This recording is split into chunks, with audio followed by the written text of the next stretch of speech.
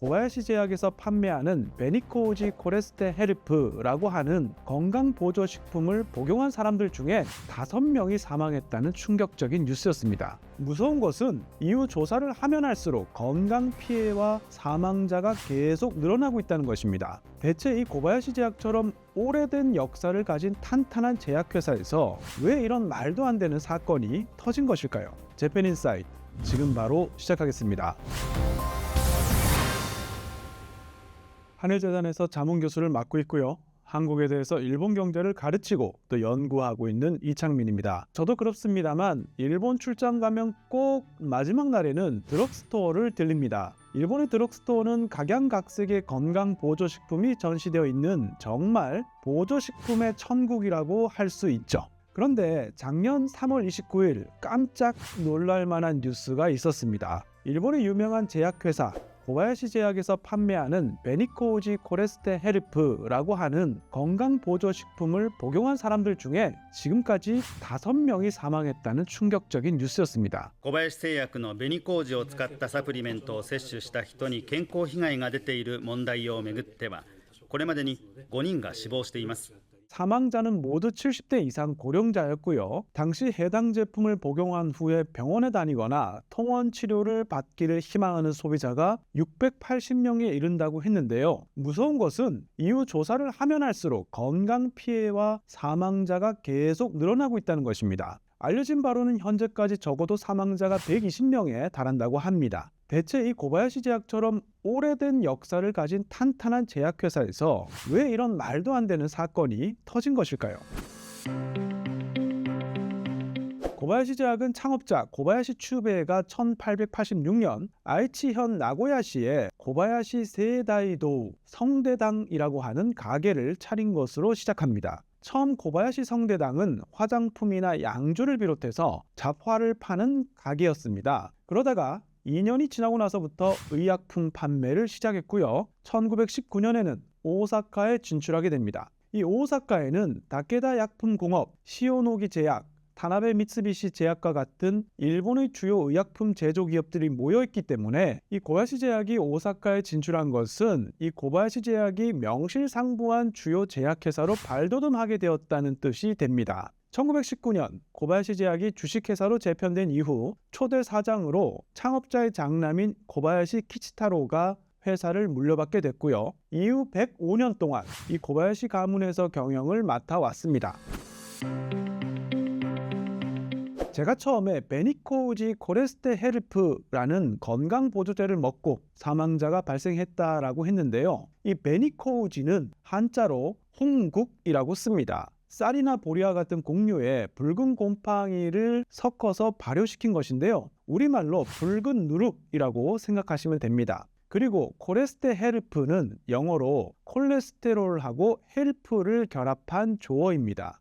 그러니까 상품명에서 추측할 수 있듯이 붉은 누룩 성분으로 콜레스테롤을 낮춰주는 보조식품이라는 뜻입니다. 콜레스테롤을 획기적으로 낮추는 효과가 있는 붉은 누룩으로 만든 영양제라고 한다면 별 부담 없이 이 제품을 구매했을 것 같습니다. 일단 붉은 누룩 자체가 신장 기능에 문제를 일으킬 소지가 있다고 알려져 있습니다. 그래서 스위스에서는 판매를 아예 금지하고 있고요.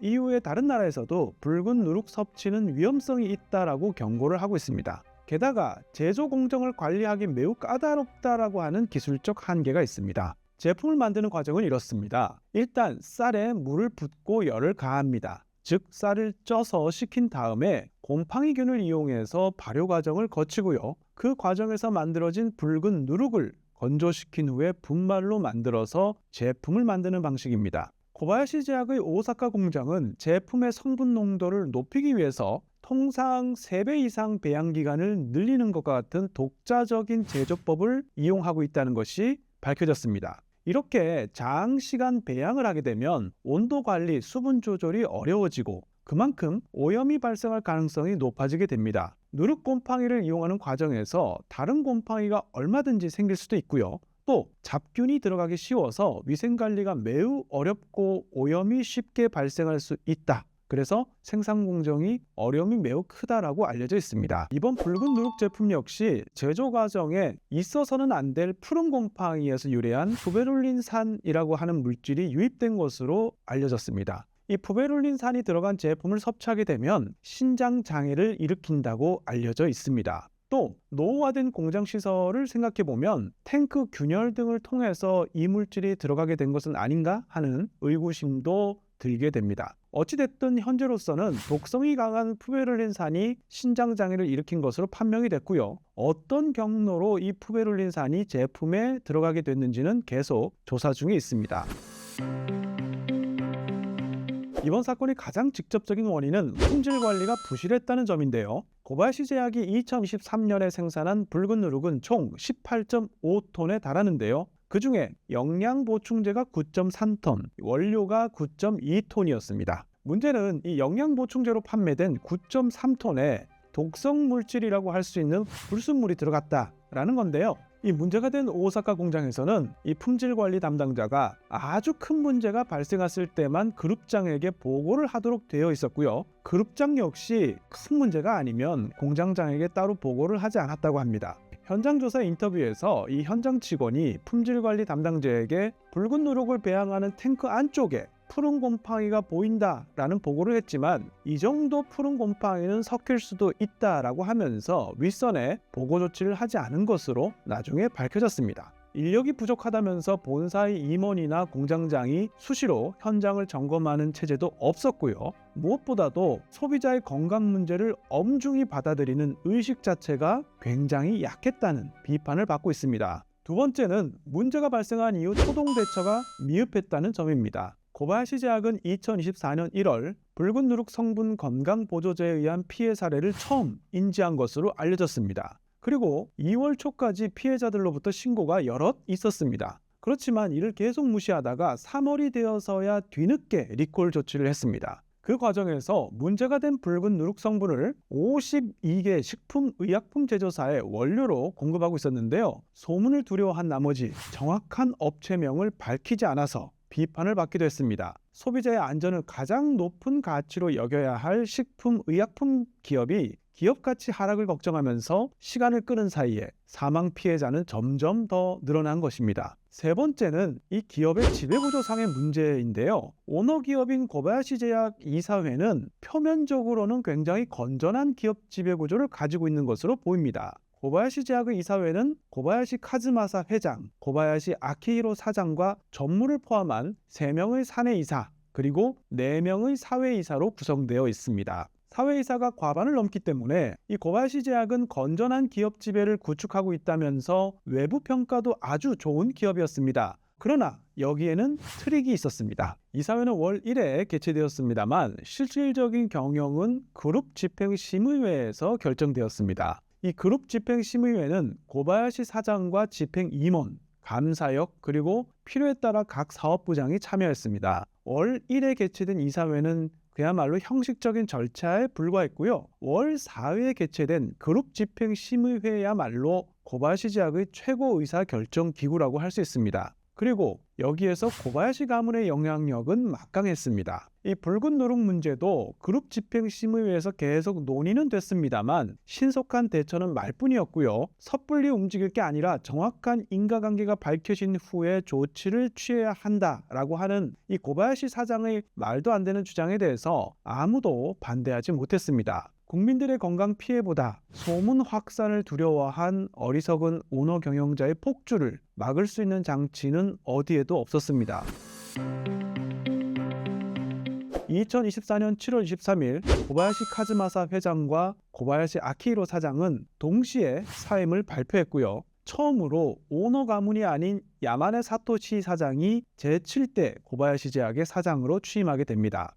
辞任するのは小林製薬の小林和正会長と小林明弘社長で、後任の社長には山根聡専務が昇格する方針です。 또 문제가 많았던 그룹 집행심의회는 폐지가 됩니다. 이사회 의장도 영구적으로 사회이사가 담당하도록 정관을 변경했습니다. 사장에서 물러난 고바야시 아키히로는 여전히 이사직을 유지하고 있고요. 회장직에서 물러난 고바야시 카즈마사 또한 임기 3년에 회사 고문에 취임해서 월 200만 엔 이상, 우리 돈으로 2천만 원이 넘는 월급을 받고 있습니다. 붉은 누룩 배양 기술은 고바야시 제약이 비교적 최근에 군제라는 기업으로부터 사들인 신기술입니다. 붉은 누룩 배양 기술 이전을 위해 군제 직원 6명이 고바야시 제약으로 소속을 변경하면서 붉은 누룩의 연구와 판매가 본격화됐습니다. 어떻게 보면 이 고바야시 제약 입장에서 예전부터 해왔던 잘 알고 있는 사업 분야가 아니라 새롭게 시작해서 잘 모르는 사업 분야였고, 그만큼 안전관리 부문이 미숙한 상태에서 사업을 확장해 왔다라고 할 수 있습니다. 이번 사건을 계기로 고바야시 제약은 앞으로 신기술의 관리 유지를 더욱 강화하기로 했고요. 이번처럼 예상치 못하게 이물질이 함입되는 것을 막기 위한 검사도 도입했습니다. 물론 당연히 붉은 누룩을 사용한 식품 영양제 제조에서는 완전히 철수하기로 결정했습니다. 아마 지금까지 들으시면서 가장 큰 문제는 오너 기업으로서 고바야시 제약이 가지고 있는 한계점이라는 생각이 드실 겁니다. 사실 고바야시 제약의 사회이사는 쟁쟁한 멤버들로 이루어져 있습니다. 4명의 사회이사 중에는 이토 쿠니오 히토츠바시 상학부 교수를 비롯해서 일본의 유명한 사업가이자 평론가, 작가인 사사키 카오리, 또 일본은행 출신의 아리이즈미 치아키, 그리고 고마츠 제작소의 고문 가타에 요시히로 등 이 사회이사 자격이 충분한 유명한 인사들로 이루어져 있습니다. 그런데 이렇게 훌륭한 멤버를 갖추고도 사회이사가 고바야시 오너 가문의 폭주를 저지할 수 없었던 것은 실질적인 경영감시 기능이 없이 형식적인 머리수 채우기에만 급급했기 때문이었습니다. 그래서 이번 사건을 계기로 고바야시 제약은 사회이사가 이사회의 의장을 맡기로 했습니다.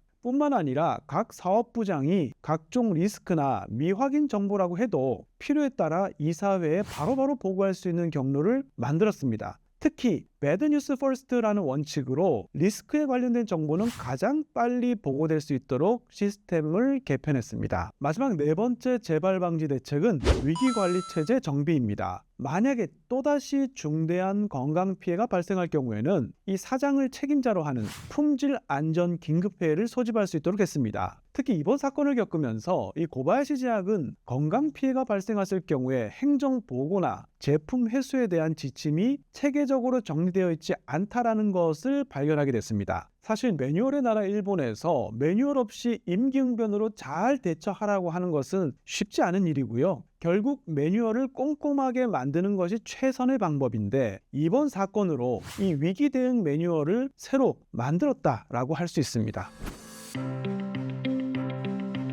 지난 9월 18일 후생노동성은 붉은 누룩 사건의 원인 규명 조사 결과를 발표했습니다.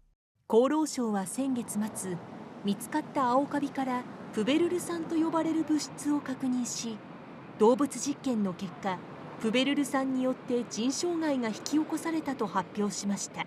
그동안 추측으로만 신장장애의 원인이 푸베를린산일 것이다 라고 생각했었는데요. 이 후생노동성이 정확하게 원인 물질이 바로 푸베를린산이라고 발표한 것입니다. 그리고 이 푸베를린산을 포함해서 3가지 물질이 제품 생산 과정에서 함유된 것으로 판명이 됐는데요. 이 푸베를린산을 제외한 나머지 2물질은 신장장애와 관련성이 없는 것으로 밝혀졌습니다. 사실 이 푸른 곰팡이에서 유래한 푸베룰린산은 말라리아 치료 성분으로 쓰일 정도로 항균 작용이 뛰어난 물질입니다. 그러나 그만큼 독성이 강한 물질이라서 제조 과정에서 발생했다면 너무한다 싶을 정도로 조심을 했어야 하는 물질이기도 합니다. 100년이 넘는 전통을 가진 일본의 제약회사가 일으킨 사건치고는 너무나도 허술한 부분이 많아서 그동안 우리가 일본 제약회사들에 대해 너무 믿고 있었던 것은 아닌가 하는 생각이 들 정도입니다.